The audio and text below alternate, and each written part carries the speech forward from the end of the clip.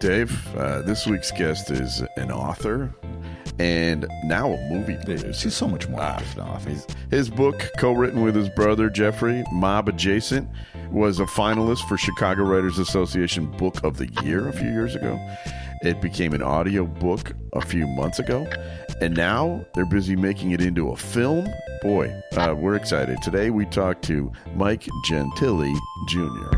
The following is a Tony Lasano podcast, an Opie show on the Radio Misfits Podcast Network. This is the Minutia Man Celebrity Interview with Rick and Dave.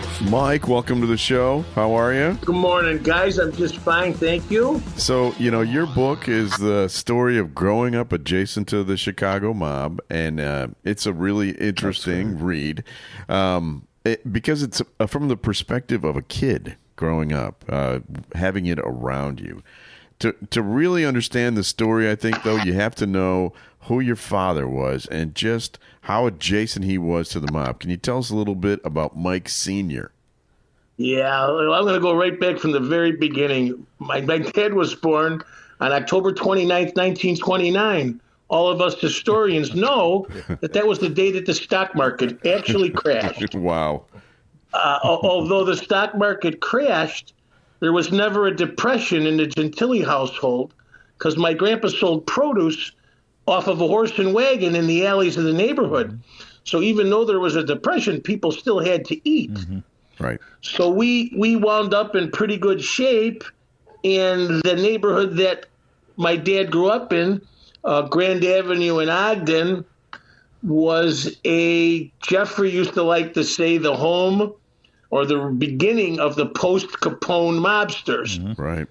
My dad went to school, fast forward, from 29 to 39, from first grade all the way through sophomore year in high school when he quit, with Joe Lombardo, who those historians who know anything about the Chicago mob was a major player. Joey the Clown. Uncle Joe, if you will. Yeah. And John DeFranzo, who also was in that same class of whatever year it was, at Wells High School, went all the way through school with my dad. Wow. And my dad quit high school, like I said, after his sophomore year and began to work with his dad and saved enough money after 2 years on his own to buy his own truck. And he became mob adjacent in 1948 by taking some envelopes from some more honorary uncles by the name of Cerrone.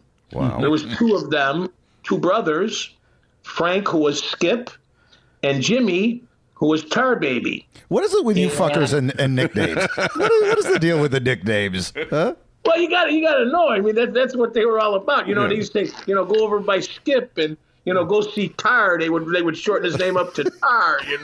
Well, that's a rough one. That's a rough one. Yeah. But you know why you call him Tar Baby? Why? Because in the summertime, unfortunately, that's how they used to refer to African Americans. Yeah, right. But that wasn't derogatory for him. It's just that he got literally black in the summertime. Yeah. Oh, okay. He was brown. He got black. So they named him, and it lasted. I mean, he was the last man, besides us family. In the book, I say it. Jimmy Tar was the last man, besides family, to see my dad at his wake.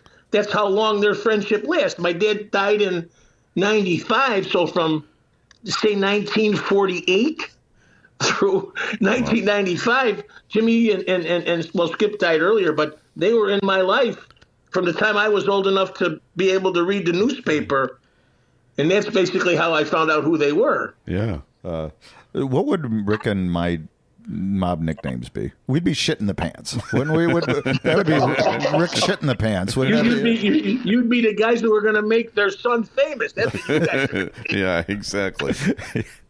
But so then he eventually went into the entertainment world. Explain that. Well, he was in the produce business, and he had to go off to war. The Korean War kind of interrupted his chain of what happened. And I want to say 1951, the Korean War popped up, and guys his age had an opportunity to either enlist and go wherever you picked or be drafted and go where they sent you. So my dad and his kumbad, which was my Uncle Sam, both joined up. they, as weird as it sounds, my dad chose to go to Anchorage, Alaska, to an Army base in Anchorage, Alaska, and he hated the cold. My Uncle Sam went to whatever the Army base in South Carolina was. It escapes me right now, and he hated the hot. But that's where they went. And the whole time they were there, again, here comes the mob adjacent stuff. My dad actually ran a very successful little casino and bookmaking operation on the base. Like right Sergeant. down to where, hey guys, right down to where the guys here in Chicago shipped them unassembled a roulette wheel. Actually had a roulette wheel. My dad being the charmer that he was, and if you've seen a picture of him, he was a magnet for women, but a charmer for men. And he he got all of the guys behind him and put that thing together. He charmed a New York captain that was an Italian kid to give him the liquor. So he had the liquor from the officers' club. What about a buffet? What was the kind of buffet? And you know what? Listen, no TV, no nothing. He was there for 2 seasons. With the World Series going on, so he always was taking bets in the World Series. And he saved enough money while he was in the Army, him and my uncle both, to come home and buy brand new Buicks, red Buicks. In fact, there's a video with the actual picture of the Buick that my dad bought with my mom holding me as a baby next to the red Buick. Well, most people come back from the Army, and buy with a lot of money in their pocket. Well, he really did. You know what? And then when he got home, he, with the help of the Cerrones again, got into the tavern business. Just a regular tavern. It was on Clybourne Avenue somewhere. I'm not exactly sure where. And it was a monster. He bought it for he told me he gave the landlord $150. It was an abandoned place, back there. $150 was, a little bit of money anyway. Yeah. And, in came the Cerrones with the guy with the jukebox, and then in came the Cerrones with the guy with the cigarette machine, and then the guy came in the bathroom and put the condom machine, and then the roulette wheel, and the blackjack table, and there you go. And then, no blackjack table there, and then all the things that go with, it got to be one of them places where Skip would say to the guys, "All right, meet me by Mike's." Mike's was my dad's, but that place was open until 3:00 in the morning. My dad was fresh married with 2 babies, and my mom was losing it. She was by herself, living with, we lived on the same block in Aberdeen Street where my dad grew up. It was very comfortable for my dad, and it was fine for my mom when my dad was around. But to leave her there by herself, she was not too far away, because her family was from a different Italian enclave. You know what I mean? Yeah. Mm-hmm. And a place came up. It was called The Bridge, you guys, and I'm sure you never were there because we were too young, but it was adjacent, again, here we go, to the traffic courthouse. And it was only open until 5 in the afternoon. So it was perfect. Dad sold the place on Clybourne Avenue and moved with him and his brother, his older brother, John, to this place. They called it The Bridge because there was a bridge right there. The address escapes me, but he operated there for 3 years and was, again, my dad was either lucky or the best businessman I've ever met in my life. He never had anything that was other than a home run in my whole life. Anything my dad touched worked. So this worked and worked and worked. But Jackie Cerrone, who we all know who he is and was, like my dad, and nightclub came up empty on Mannheim Road, which at that point, again, we were too young, us guys, called Glitter Gulch. The tavern was called Orlando's Hideaway, and it was right smack in the middle of that entertainment district that was, adjacent to, there's that word again. Yeah. Adjacent to the airport. Right on Mannheim Road in Sherwood that was Park. like the Vegas of Chicago It really in those was. days. I mean, it was. Manny Scar had that opulent Las Vegas type place right next door to my dad. Right next door. There was the Crossroads. There was the Flying Carpet. These were all places to go and be seen. And he operated this little place in the basement that, again, became hyper successful. 1963, And my very conservative father brought in a drag show, similar to what they used to have that you don't see. Yeah. And 2 shows a night, guys. People lined up outside the door, 4-drink minimum. They had the white tablecloth restaurant up on top. And all of the stars that performed in Chicago were at by Benny Scar. I mean, the Rat Pack played there in '63. Dean Martin played it by himself. Eddie Fisher. I mean, people that were Hollywood in Las Vegas were right here in Chicago because of the mob influence. Does that sound right? Yeah, sure.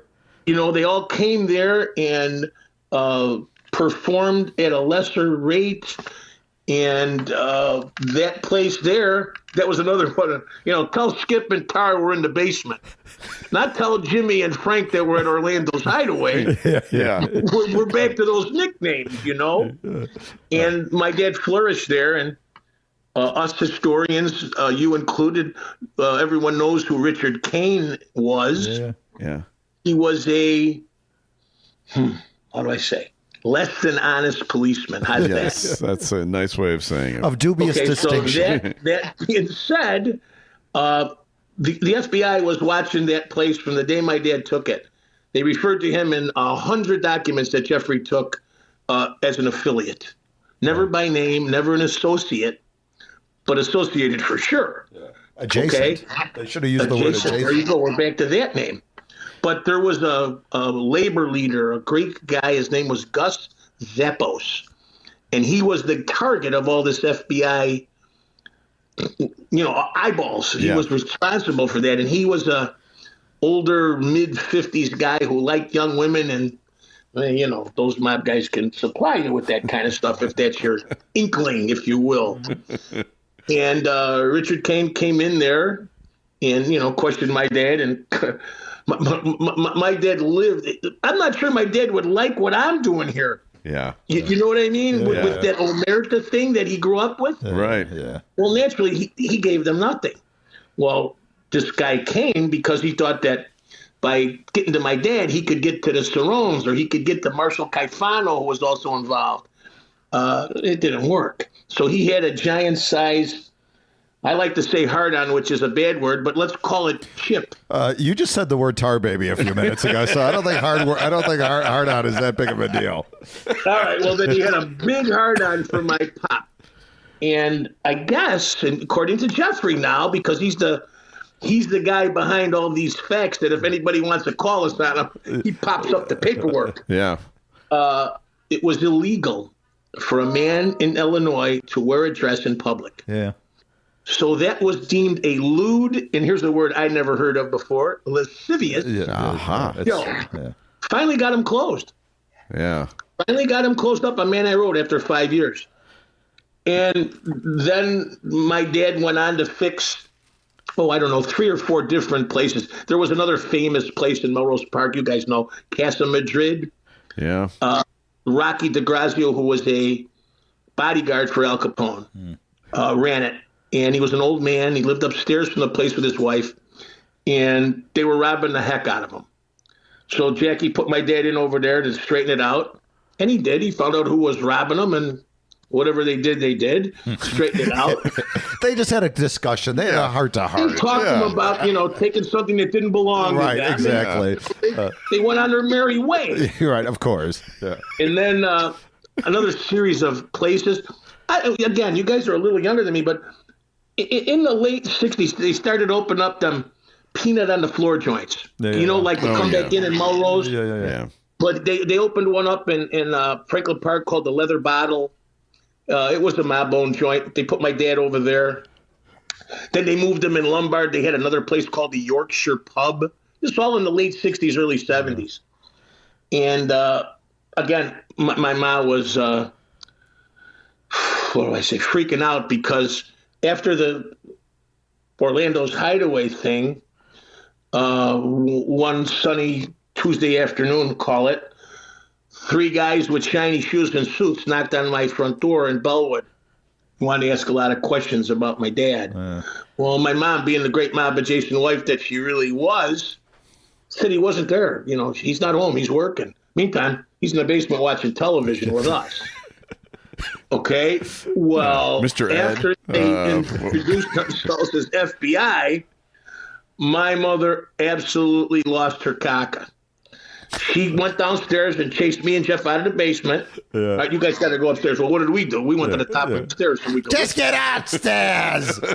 that's what we did. We went to the top of the steps and listened. And my mom killed him. She fucking yelled and screamed and said, "You're going to embarrass this family. You're going to get arrested like the rest of your fucking friends." And how can, here's what my mom said. How can I send my kids to private school if you get arrested? I swear to God, guys. And we were, obviously Catholic grade school. Yeah. Right around the corner from the house. How can I send these kids to private school if you get arrested? Well, my dad actually took it to heart and realized that the next string of jobs that they gave him, we did that skit about McCormick Place. Yeah. Where you go there and, geez, all of this stuff seems to walk out of there. Yeah. Uh-huh. But that was a manual labor job. That was the job where you had to carry rolls of carpet. And my dad was a pinky ring Italian knit sweater guy driving a Cadillac. Yeah. He wasn't. He didn't want to do that. So he went to Jackie. Just like in The Sopranos, guys, I seen an episode, and the one character asked Tony, he just inherited a bunch of money, he wants to get out. Right. What do you think, this is the fucking Boy Scouts? Yeah. That's what Jackie Stone told my father. No. So my dad said, "Okay, Jack, no problem. Where do I go to work? I got to support my family." And he was crying, not crying, but whining to Skip, who was like really my dad's sponsor. And he was notorious under the radar. In fact, Jeff's doing a little expose about him. You remember Mike Royko? I'm sure you guys do. Sure. Yeah. He did a whole entire column, if you could even look it up, about Skip and how about he just didn't pay taxes. Just didn't pay them. And he went to Jack, who was his first cousin, and said, "Listen, my guy Mike wants out. His wife's going to leave him with his 3 kids. He don't want to do this no more." And according to my dad, Jack said the same thing to Skip. And Skip said, "I'm not asking you, I'm telling you." Oh. Even though Jack was up the list higher than my pop, when they were kids, apparently Skip used to beat up Jack. Wow.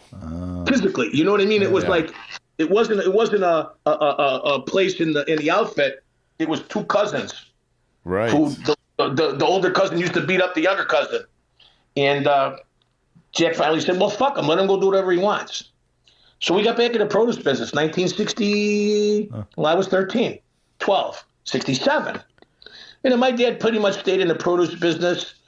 And he opened up a hot dog stand. And again, it was Cheese Louise, opened up in the right place. And from the time he opened it, was a home run. He kept it for about 7-8 years. And then he sold it and retired. But in the meantime, I managed to get myself in some trouble. To where my dad needed to go to Skip and Jimmy and say, "You got to help me. This kid can't go to jail. My wife will fucking kill herself." Yeah. So they proceeded to alter whatever needed to be altered that allowed me, instead of going to the penitentiary for 5 years, I got 6 weeks work release. So, this... You're hitting on all the stuff that is in that book, which is amazing, a Mob Adjacent. But since that book came out, there's new momentum behind this thing because they're making a film about it, and one of the main characters who we haven't mentioned yet is Sam Giancana, who lived in the neighborhood. Right, Sam Giancana. Yeah, he started out on Grand, and he was a little bit further east, but yeah, he certainly started out in the neighborhood. So considerably older than my dad too. So tell us a little bit about why they chose that portion of the book to focus on, and tell us about the actor who's going to play the part, and the excitement about this whole movie thing is pretty cool. Well, the thing that attracted the filmmakers, Gino Caffarelli and Carmine Famiglietti, it wasn't so Where are the much Jews, Mike? All I'm hearing are Italians. You got to get some Jews into this, all right? I got one, David Stern. What are you talking about? And not only that, I got a German too. This is a multinational situation we got here. I'm Jew adjacent. Wait a minute. I'll tell you what. Here's the juice for you. Let's roll back. When my dad took those envelopes from Skip and Jimmy in 1948, you know who he brought them to? Shecky Silverstein. I don't know who. No, Lenny Patrick. He's from your tribe. Yeah. How do you like them apples? All right. So now we're Jewish adjacent. What the heck? All right. All right, so now, fast forward again. So we're talking about what got them into the movie. Yeah, of the boys looking at this life. Not so much the mafia story, but what attracted them to the Sam part is, the Kennedy Papers files just came out, and it refers to Sam Giancana as Chicago's conduit to guess who? Jack Ruby. Who's he? Well, he's the guy who killed, I don't have to tell Lee you Harvey guys. Oswald, yeah. But what they did was they messed with the timeline a little bit and included my crime when my dad, the Armory Lounge got too hot for Sam to hang out at. Okay? That was his headquarters. So when he had a meeting or he had to meet somebody, here we go again. Tell that motherfucker to meet me in the basement. The basement automatically meant Orlando's Hideaway. Yeah. From 1961 through 65.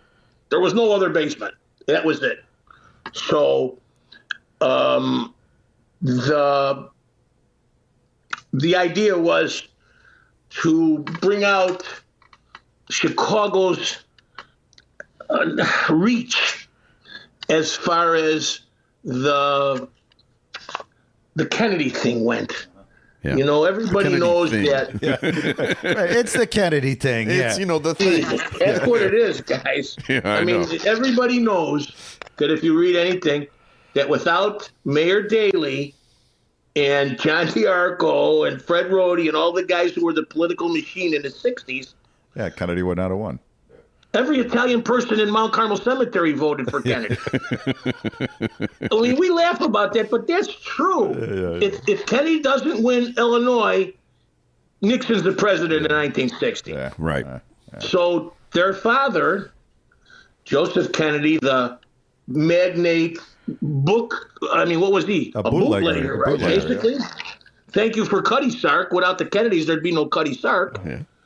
And he made some promises here to the powers that be, if you will, that if they could assist him in getting his son elected, that he would instruct his son to lay off the Chicago outfit.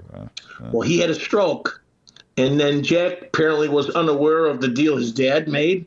And what did he do? He hired Bobby to be what? Yeah, the Attorney General. Right. That not only didn't leave him alone, went out of his way to bring him in front of Senate subcommittees. Mm-hmm. Tony Accardo. All of the named guys were brought up in front of the Senate subcommittee.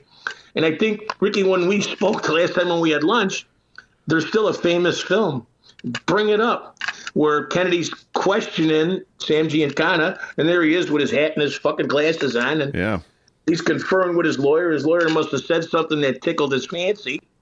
And Bobby Kennedy's fucking veins were sticking out of his neck. Yeah. Only he went little after girls him like... giggle, Mr. Giancana. Yeah. That's famous. Yeah. So they worked the Sam Giancana character in the Kennedy backdrop, into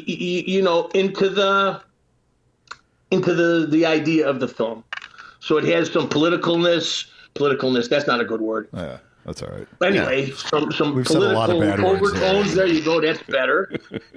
Well, again, you guys want wordsmiths, you got to call my brother. Basically, I haven't said these or those once. But they're implied. They're definitely implied. You certainly sound like an authentic character here. Right. Go ahead. They thought that the life that Jeff and I led, the fact that we had, Jeff said it before, a front row seat to, a gala of gangsters. Yeah. They were there, and in some of the other work that I've done and some of the other interviews that I've done, it's pretty much evident that they controlled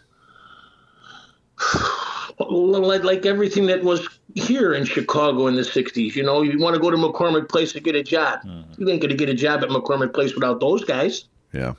You know what I mean? So my dad fit into that, and when they let him off the hook, he went back into the produce business, and I, unfortunately, in the late 70s, I think it was, I want to say 78, made him reach back into that life. And it didn't hurt us. It made Jimmy Cerrone our partner in a very lucrative business my dad had. But that was okay. Best part about it was Jimmy wasn't that guy who sent the guy for the envelope on Sunday. He was the second guy at work every day of the week. He worked 7 days a week. He liked hanging there. And it was another place for people to go see him. Go over there on York Road. There we go again. Yeah. The fruit stand was on York Road. It was never go over to the fruit stand for Mike. It was just like, go over there, see that guy on York Road. So, I met the director of this movie, Gino, at your house. And I recognized him immediately from Boardwalk Empire. I know he got whacked in that one. And in fact, one of his claims. Look at you talking like a mobster. Hey, he got whacked. I hung out with them for a whole day. One of the claims to fame is that he seems to get whacked in whatever movie he's in. He got killed in The Godfather of Harlem, too. Yeah, exactly. But what convinced you? He got one there. What convinced you that Gino was the right guy to tell the story? Well, you know what, though? I'll tell you what. There wasn't anybody standing in line, Ricky. Yeah, no, and he read the book. Say that. You're supposed to say, well, there was a... Nah, I got to tell you the truth. Martin Scorsese missed on I said Scorsese. Marty. We've seen your storytelling before. Yeah. But you know what? He was very sincere. Yeah. I mean, when he read the book, I talked to him 3 days after I sent it to him. David and Ricky, he knew from the first chapter to he read that fucking book. Yeah. He didn't skim it. He read it. He was asking me questions about page 300 as well as the prologue. Mm-hmm. Right. So I realized that he was very, very interested. And as it progressed and I brought him here and showed him everything that we had done, all the stuff with Larry Potash and all the stuff with all the stuff you guys set me up with, Ricky Colgan, and they read all the stuff and listened to all the interviews and realized that, there's never been anything really out there about the Chicago guys per se, even though Casino was a Chicago story. You look at that whole movie, you don't get any idea that was Chicago. No, right, they said that Kansas City, if you remember. Yeah. You know what I mean? And the guy that was supposed to be making, remember at the end when they're talking about killing the Andy Stone character who was actually the insurance guy. What was his name? What was his name? I can't think of his name. I can't think of it either. Alan Dorfman. Yeah. The guy who said, why take a chance? That was supposed to be Joe Iupa. Okay? But they never mentioned Chicago. They didn't mention that Joe Pesci's character was Tony Spilotro. Right. You know what I mean? Right. They didn't mention that Robert De Niro's character was Lefty Rosenthal. Right. Yeah. And that's for sure. The Don Rickles character, his name, the guy who Don Rickles played, who was Lefty's right-hand man, was the guy by the name of Gene Cimarelli with a C. And he was a big, handsome Italian guy, not like Don Rickles. There's your Jewish guy again, David. Yeah, Okay, fine. Brought in another Popping one. up everywhere. We're more than just the jokes, Mike. But anyway, they like the fact that this whole process now is through Jeff and I's eyes. Yeah. Because we're so different physically as well as what we've done over the years. Jeff, you guys know, went to college, got a master's degree, and is a masterful writer. My brother said he sent me one semester, I ate the books. Right. So no college for me, just the school of hard knocks, if you will, that I brought on myself. Yeah. And the story goes on, and as they developed the storyline. They included some of the stuff. They used their, what do they call it, artistic licensing, Yeah. just to mess with the timeline. But the rest of the stuff is all stone facts.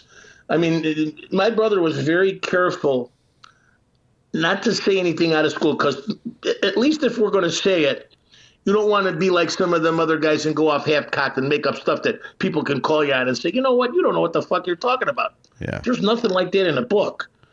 I mean, he's got FBI files, that are there. He's got, now the Kennedy papers are out there now. It definitely reinforces the fact that Chicago was behind Jack Ruby. That's not a secret anymore. For sure. Right. You know what I mean? So that was all. I mean, think about it, guys. We wrote about that in 2016. It just came out now. Yeah. But it was true in 16, and now it's proven to be true, by government papers. So that, I think, attracted them, that we could have that kind of information without those papers, without just, it was always assumed, that Chicago was behind Jack Ruby because he was from here and had partners in a strip club in Dallas that were from here. And, all of that's public record. So, that's all going to be in the film, right? Yeah. And what's it like? It's just a film. It's not finished yet. Yep. Working on it now. It's working on it now. He did a little video today, and he said, #stay tuned. Yeah. So, but there's somebody I think playing. as the month progresses, September. Yeah. We're going to be able to see some clips. Great. He's real good friends with that actress who's done all of the mob movies, Catherine Narducci. Uh-huh. And I met her over the weekend at Taste of Taylor Street, and she's read the script, and she loved it, and she obviously wasn't going to be able to do it because of some other things, but she is coaching the actors. Mm. You know what I mean? I mean, it's like everything that I could have asked for is happening, and it seems like I've got all the right people in place, and the views are going up.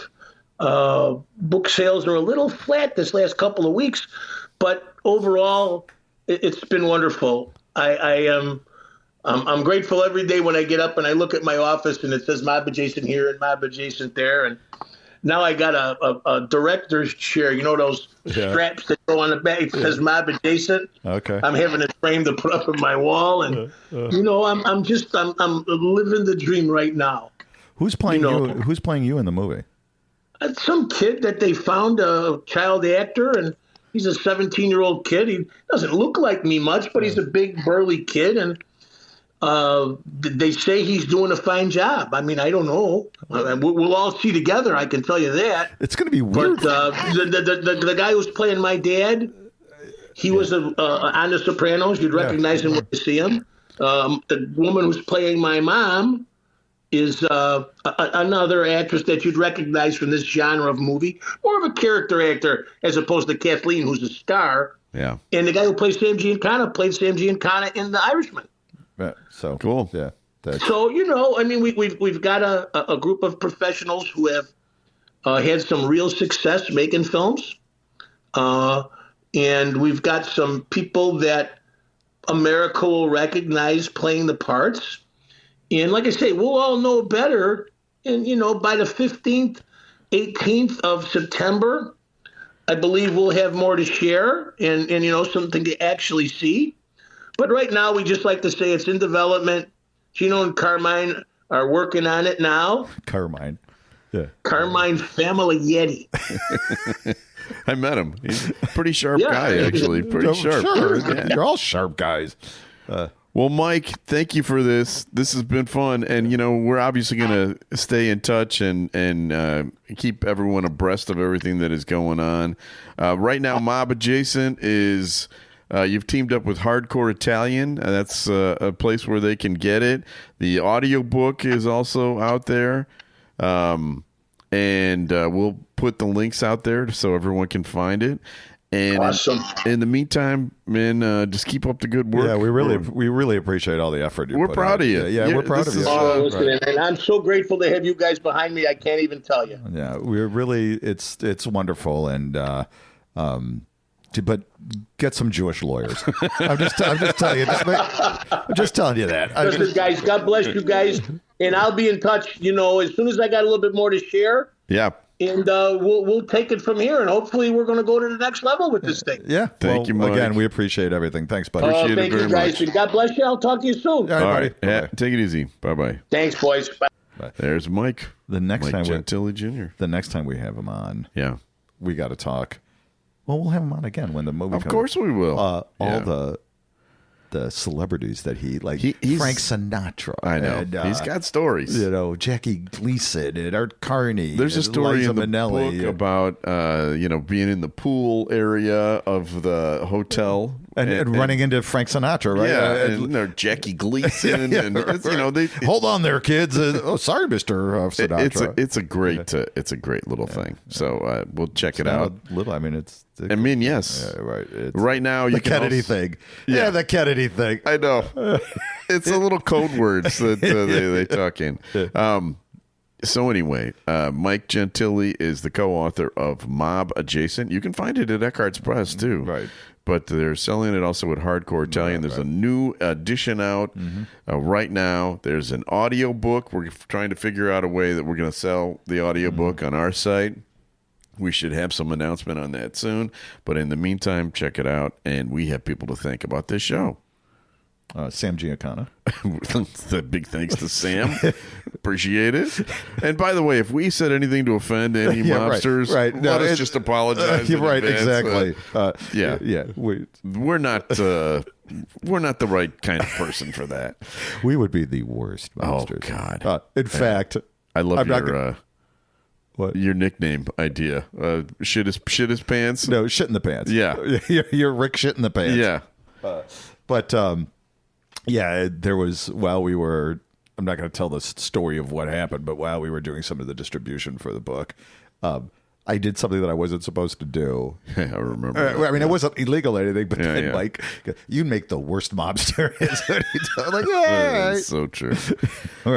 But so thank you to Tony Lasano with Opie Shows. Thanks, Scylla. Thanks, Ed. For the Radio Misfits Podcast Network. We'll be back again soon with another episode of Minutia Man Celebrity Interview. The proceeding was a presentation of the Radio Misfits Podcast Network. Find our other great shows on iTunes, Stitcher Radio, and at RadioMisfits.com. Thank you. This has been a presentation of Opie Productions. Tony, can you shut up?